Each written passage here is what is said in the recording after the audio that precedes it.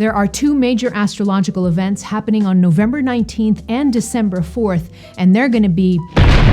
What a powerful way to close off 2021. In this video, you'll learn what these two powerful astrological events are. Then I'm going to share my top 4 tips on how to work with this intense energy to help fuel major shifts in your life and also help you prepare for 2022. Coming up.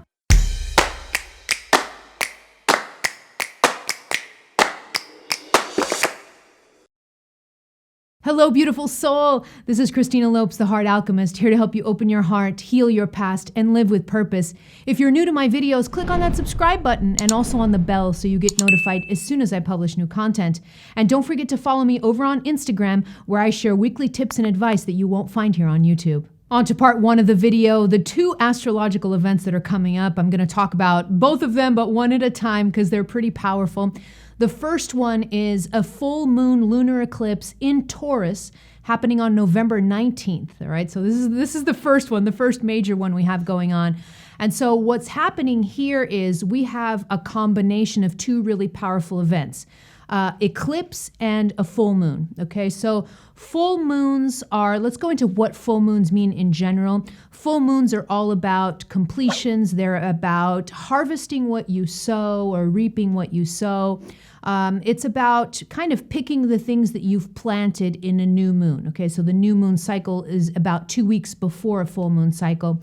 And so when you get to the full moon cycle, everything is ripe and ready for harvesting. It's a major, major astrological point for completions and endings. Okay, so that's the general, kind of the general energy of a full moon. Then when you add an eclipse on top of it, what eclipses do is you can think of an eclipse almost like taking whatever astrological event is associated with it. It takes that astrological event and it basically explodes it or amplifies it. So you can think of an eclipse, when a full moon is accompanied by an eclipse, that full moon turns into a really mega 10 times more powerful than it is on its own. In this case, we're having a lunar eclipse, and this whole full moon lunar eclipse cycle is occurring in the zodiac sign of Taurus. So this full moon lunar eclipse, basically what this is going to do is it's really amplifying the endings and the completions, okay? So sometimes you can really expect major endings and major completions that are occurring very, very abruptly, sometimes without warning. That's very characteristic of eclipses with full moons, right? Now, lunar eclipses are interesting because what lunar eclipses are, they occur during the full moon phases of a lunar cycle. But what's cool about this and makes it different from a regular full moon is that when you have a lunar eclipse associated with a full moon, instead of the full moon being this beautiful, big, bright full moon like it usually is, it ends up being shadowed because when this eclipse happens, the Earth is actually sandwiched between the moon and the sun, so it shadows the moon. And it creates what sometimes is known as a blood moon. So if you've ever heard the term blood moon, it's because the moon looks red because it's being shadowed by the Earth that's sandwiched between the sun and the moon. Traditionally, this is called the blood moon. So that's generally the energy of a lunar eclipse, always associated with full moons, and the energy that lunar eclipses and full moons have when they occur together. And here's another cool characteristic about eclipses. So here's an important note, ding, ding, really important note. A lunar eclipse or an eclipse will activate what's known as your lunar nodes, okay? So this is really important for you to remember. Your lunar nodes, or otherwise known as the south node and north node, these are specific points in your astrological chart that are extremely important, and they are activated during eclipses, okay? So eclipses are very associated with the activation of your lunar nodes, south node and north node. And these are really, really important points in your astrological chart. Your north node is basically considered your destiny or kind of where your soul wants you to go in this lifetime. That's why it's generally considered your destiny. And so during eclipses, these lunar nodes are activated. So it's pretty important for you to know where your south node and your north node is. When you know that, you can then know if your lunar nodes are being super activated, because the nodes will be hyper activated within the zodiac sign of where that eclipse and that full moon is occurring. So in this circumstance, and for this specific full moon, we're having a full moon lunar eclipse in Taurus. So if you have a north node or a south node in the zodiac sign Taurus, your nodes are hyper activated during this phase, and that'll be good for you to know. But even if your north node isn't in Taurus, your north node or south node, don't worry about that. Your nodes, if it is in Taurus, if they are in Taurus, you'll be hyperactivated. But an eclipse always activates the lunar nodes, whether it's in the zodiac sign where the eclipse is occurring or not, okay? So it's important for you to know where these two south node and north node are, so that you can work more with these nodes during this eclipse time, all right? Now, if you want to learn more about south node and north node, I shot a whole video on this topic. I'll leave links in the description box below so you can watch that video after this one. Now that we've gone over the characteristics of full moons and eclipses in general, let's get into some further characteristics on this moon specifically, which is occurring in the sign of Taurus. So let's get a little bit into Taurus, all right? So Taurus as a sign, the first element of it is that it's an earth sign, okay? So the sign of Taurus is an earth sign. So that means that this moon is a really grounded moon. It's a very stable moon. It's a very earthy and stable moon. That's the energy that the zodiac sign of Taurus is lending to this moon, right? So that's the first sign.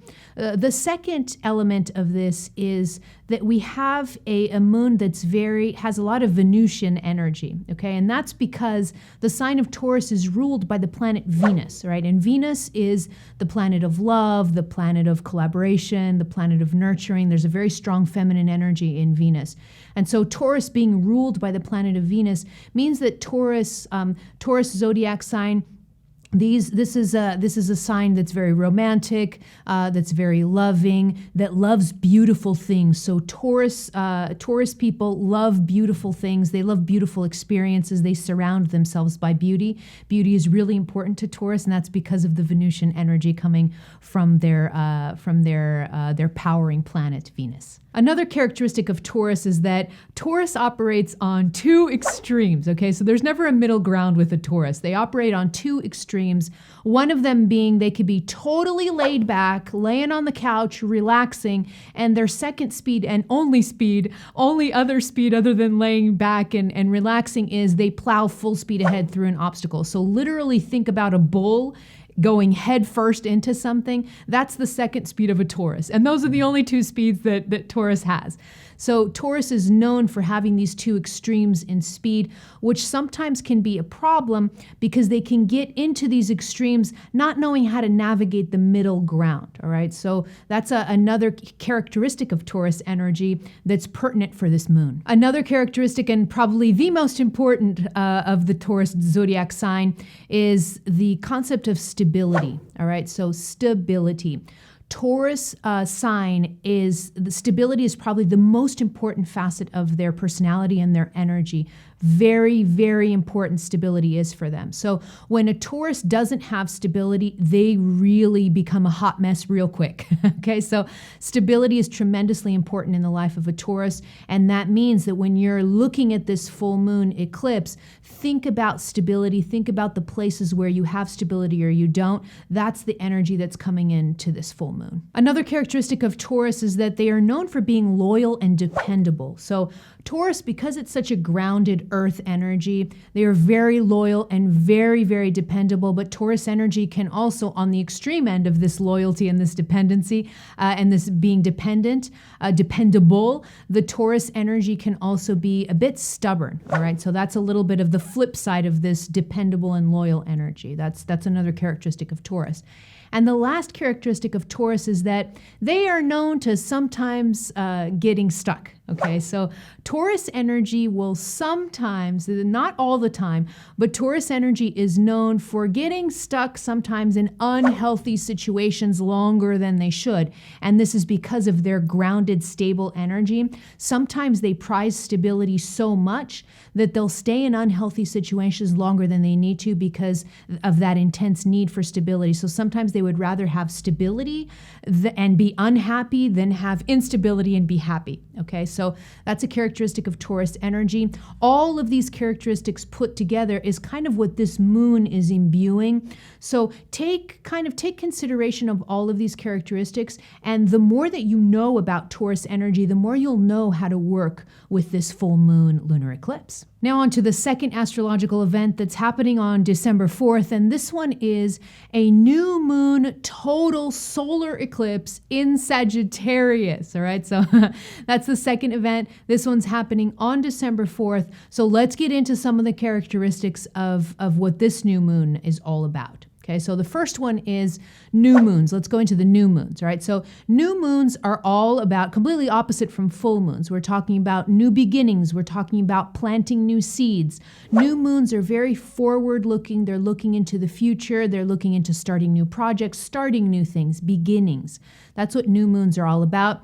Then when you take the solar eclipse, and this one is a total solar eclipse, whereas the astrological event happening on November 19th is a partial lunar eclipse. This one is a total solar eclipse.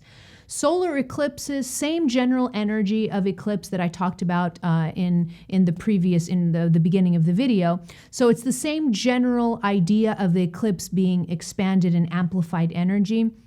But solar eclipses occur only during new moon phases, whereas lunar eclipses occur during full moon phases, okay? So what this solar eclipse does is now what the positioning of it is, you're going to have the moon wedged between the sun and the earth. And another cool characteristic is that a solar eclipse occurs when the moon and the sun are positioned at the exact same degree within the same zodiac sign. So for this particular new moon, we're talking about a new moon total solar eclipse in the sign of Sagittarius. So since solar eclipses kind of pair up with new moons, now we know that this eclipse is going to be amplifying and accelerating new beginnings. Totally different from the lunar eclipse, which kind of amplifies endings. Now the solar eclipse amplifies new beginnings. So it's very, very common for new things to spring up, new things to happen very, very quickly and very fast during this new moon solar eclipse cycle. Another interesting quirk about solar eclipses, and this is an important one to leave you here, okay? So a little bit of a side note here, or pro tip here for this moon, is that solar eclipses, they help us realize whether we're getting what we deserve or not, okay? So super, super important.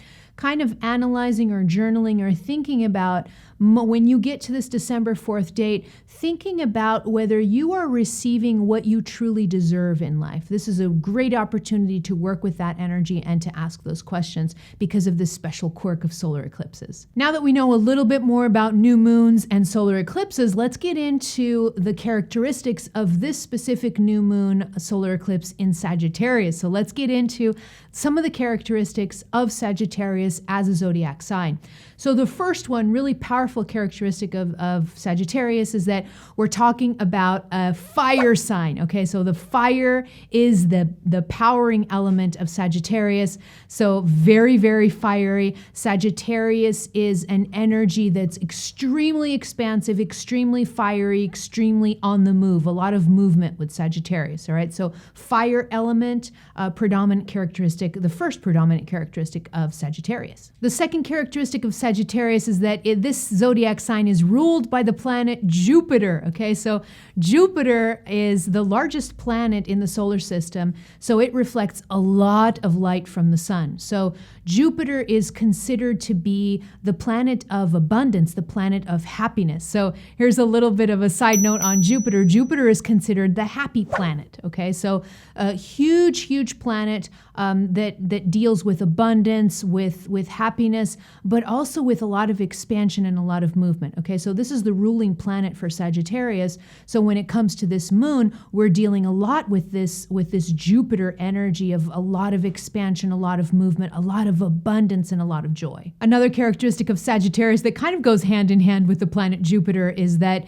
Sagittarius is kind of a larger than life zodiac sign, okay? So Sagittarius thinks very big. Everything is big with Sagittarius, okay? So Sagittarius doesn't usually have small small plans. Sagittarius always thinks big, has these very big optimistic view on life that kind of goes hand in hand with the energy of Jupiter, all right? So everything is big. Sagittarius doesn't always finish all the big plans that they have, but they have lots of big plans, all right? So that's another characteristic of Sagittarius. The last characteristic of Sagittarius that I want to bring up here is the wisdom and truth, okay? So Sagittarius, one of the predominant characteristics of the personality of a Sagittarius is they are truth seekers, okay? Very, very big truth seekers. This is also a sign of a lot of wisdom, okay? So this expansive energy of Sagittarius, they are ultimate truth seekers. Sometimes they're also truth tellers. They're very direct in their energy generally, and sometimes the shadow aspect of this is that a Sagittarius can sometimes say things that are so direct that's sometimes off-putting to others. So that's the shadow side of this energy of being direct, is that sometimes people can get hurt or people can feel offended by what the Sagittarius says, especially if the Sagittarius isn't trained and hasn't done development in that area. Okay, so it could be a little bit of an impulsive, sometimes the energy is too direct, all right? But wisdom and truth, very, very important characteristics of Sagittarius, and they're playing also in this new moon cycle in Sagittarius. Okay, now that we know so much more about these two astrological events that are occurring, now let's get into part 2 of the video, which is I'm going to share the top 4 tips that I have for working with these two astrological events. 4 tips so that you could work with these tips you can actually use in the 2-week period in between these two events. One's happening on November 19th, the other one's happening on December 4th. So you can actually take these tips and you can work with them in between, not just on the events. Because one thing you have to remember, let me leave you a pro tip here. Okay, so ding ding. Pro tip is that these moon cycles, these really powerful moon cycles, they are felt before and after the actual date of the event, okay? So when you're working with these powerful, especially with eclipse energy, you can start to feel the energy a couple of days before the event and a couple of days after, okay? And this is true for new moon cycles also. So if you think about it that way, you can start using these tips in between the two events and even a little bit before and a little bit after, a little bit before November 19th and a little bit after December 4th, okay? So let's get into these top 4 tips for you. Tip number 1 is to move inward, all right? So any kind of moon cycle, whether you're talking about full moon or new moon cycles, the moon is about very feminine in nature. It's also about going inward, all right? Specifically going into your body, all right? So moon cycles are very associated with body wisdom, okay? Very, very associated with body wisdom. It's no coincidence, for instance, that women's menstrual cycles are sometimes very, very influenced by the moon, as are the tides. Anything that has to do with water on the planet is very affected by moon cycles, okay? Whether we're talking about the tides of the sea or whether we're talking about a woman's menstrual cycle, all right?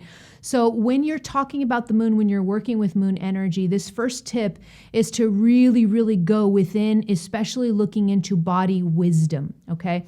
Now, for you to get into your body wisdom, or another way of saying this is for you to start communicating with your body, you have to kind of cut off all of the busyness of the outside world, all right? So you can connect with body wisdom in a variety of different ways. And it could be as simple as you just, blocking out some time for yourself, sitting down on the floor, just closing your eyes and just connecting with your body. No music, no distractions, no cell phones, nothing. Connecting with your body and just seeing how your body feels that day. That's a great way to start connecting with body wisdom. Your body speaks to you not through words, but through sensations and feelings. And your mind needs to be quiet in order to connect with that body wisdom. So you can use meditation. You can use ceremony and dance. I love to use ceremony, so I'll use a lot of Palo Santo. I'll burn smoke. I'll dance a lot. I'll have drumming music going when I'm working with moon energy. And this is because, especially drumming music, it connects with your heartbeat and it connects with your body. So this is a great way to start connecting with your body, but it doesn't have to be something as elaborate as ceremony. It can be just simply you sitting down, closing your eyes, blocking out some quiet time in your life where there's no music, there's no distractions, there's nothing, no TV, no computers, nothing. And you just have a little bit of quiet time, just you and yourself, and you just kind of connect with your body and start communicating, listening to what your body has to say in a nonverbal way. Tip number 2 is to journal on the signs. Okay, so what this specifically means is that you're going to have a journal and you're going to ask sign-specific questions depending on what astrological event you're working with. Okay, so for the first one occurring on November 19th, this is a full moon partial lunar eclipse in the sign of Taurus. So you're going to be asking Taurus specific questions when you're working with this energy. So, and you could write different questions relating to the energy of Taurus, but I'm going to give you a list of a few questions just to get you started so you can understand what it means to ask sign specific questions. Here are a few examples for you. Am I lingering in unhealthy situations? Am I stuck in my life? What am I being stubborn about? Do I have enough beauty in my life?